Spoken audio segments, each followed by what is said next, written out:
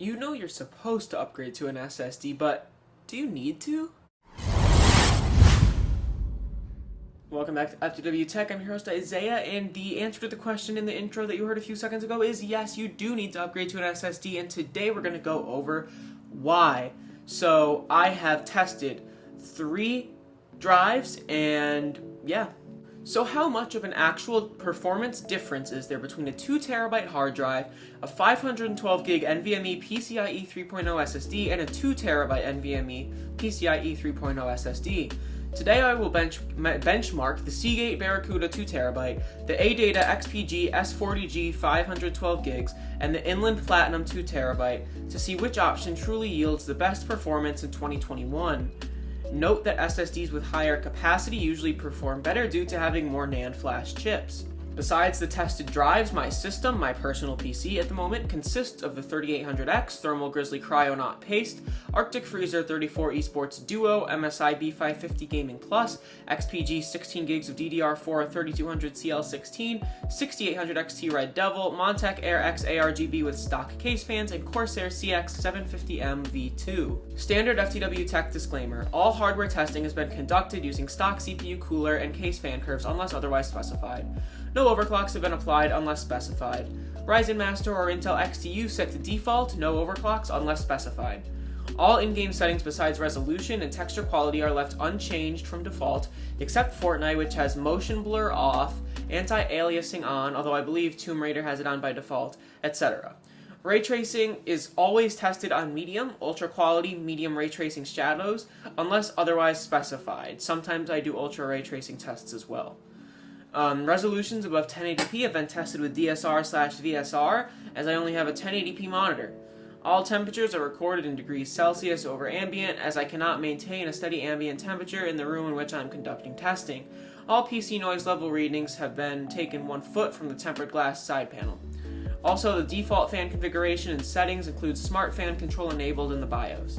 All SSDs without heat sinks were tested with an M.2 shield, as most people nowadays use them and I don't want them thermal throttling. Starting with the only synthetic benchmark of the comparison, unless you count DiskMark as a synthetic, the PCMark app startup score was 11,943 on the S40G, 13,241 on the Platinum, and just 8,059 on the BarraCuda. Already we can see a difference in speed that scales as I expected. In terms of read and write speeds, I used the second row of the Crystal DiskMark 8 benchmark.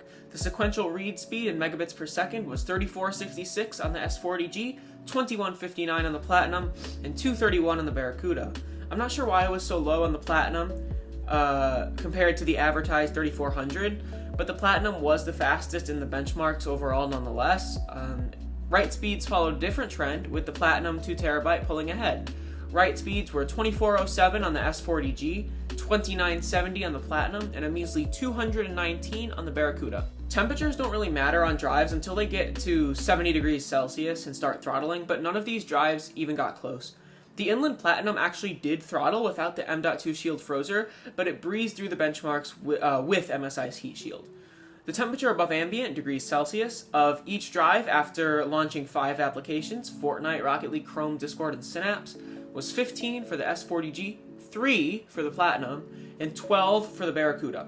The temperature above ambient for each drive while running DiskMark was as follows: 17 on the S40G, 9 on the Platinum, and 11 on the BarraCuda.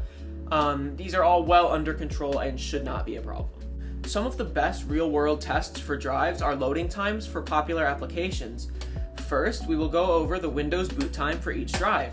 It took the S40G 23 seconds, it took the Platinum 19 seconds, and it took the BarraCuda 29 seconds. While the difference here is not huge, using the BarraCuda did feel extremely sluggish in Windows while downloading applications and even simply moving my cursor around and clicking on things in applications such as Chrome. Since many people play games, I also tested the boot time for Fortnite with each drive. The Fortnite boot took 40 seconds on the S40G, 37 seconds on the Platinum, and 39 seconds on the BarraCuda. Surprisingly, the BarraCuda actually beat the S40G by 1 second, showing that perhaps the difference for gaming is not very important and not very measurable. Those are actually already all the tests for the comparison. What I've proved is that SSDs are clearly faster than hard drives in 2021, and that larger capacity SSDs are faster than smaller SSDs. I would recommend you save up some money and get at least a 1 terabyte boot drive SSD, as having just one compact drive in your system really streamlines and simplifies things, rather than having several drives. Overall, the Inland Platinum 2 terabyte NVMe SSD beat out the XPG S40G 512GB NVMe SSD and the Seagate BarraCuda 2 terabyte internal hard drive. So that's it for the video. I hope you enjoyed. I hope you got something out of it. It's been Isaiah with FTW Tech. See you guys.